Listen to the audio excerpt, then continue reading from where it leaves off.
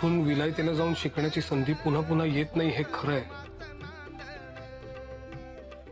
सयाजीराव महाराजांनी मला तिथे पाठवायची तयारी दाखवली हे खरं तर माझ्यासाठी अनपेक्षितच आहे.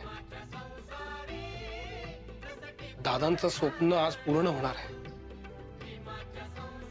पण 2 वर्ष,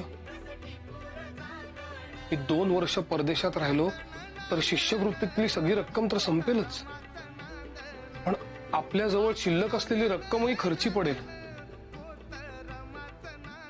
पण मग इकडचा सगळा पसारा, इकडचं सगळं कोण सांभाळेल? कोण सांभाळेल? साहेब, तुम्ही मला नेहमी म्हणता ना, ज्ञानाचं मोल करायचं नसतं, ते फक्त घ्यायचं असतं.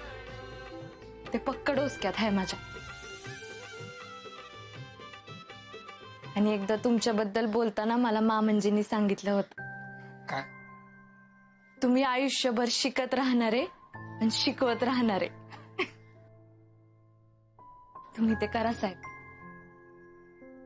इथली काळजी माझ्यावर आणि घरच्यांवर सोडा.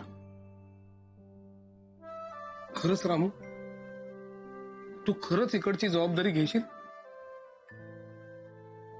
या घराची, घरातल्या लोकांची काळजी घेशील? वयजी, पण रामू, तुला वाटतं तितकं सोपं नाहीये. मी परदेशातून एकही रुपया इथे पाठवू शकणार नाही. तुला काटकसरीनं जगावं लागेल हे ध्यानात ठेव. साहेब, तुमचा विश्वास आहे ना माझ्या?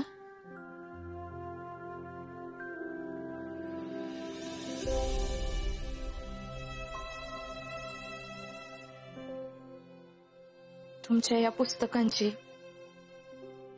विद्येची आण घेऊन मी सांगते साहेब, हे समद्यांचं समदानी भावन,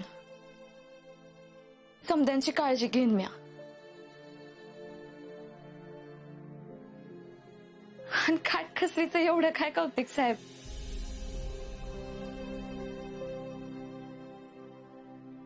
तुम्ही तिकडं काटकसरीनं राहाल आणि इकडं आम्ही.